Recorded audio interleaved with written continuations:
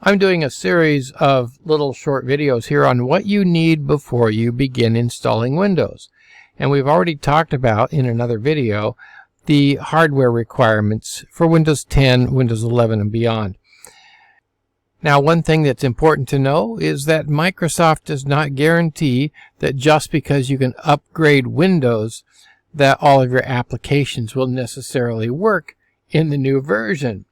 So if you have Windows 10 and you're putting on Windows 11, for example, most of your software will probably work, but there's the possibility that something might break. Now, if you're doing a clean install, your applications don't move with you. So you do a clean install, there are no applications, there is no data, there are no settings. So all of these things need to be redone all over again if you do a clean install. So that means if you have programs that you either downloaded or purchased on a disk or a USB, you're going to need to reinstall all of those. So you need to make sure that you have collected them, put them all in one place so that you are ready to install them once you get your operating system installed.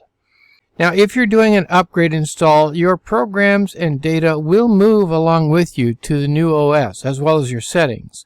The only trick to that is, as we said, Windows doesn't guarantee that all applications will necessarily work once they get there.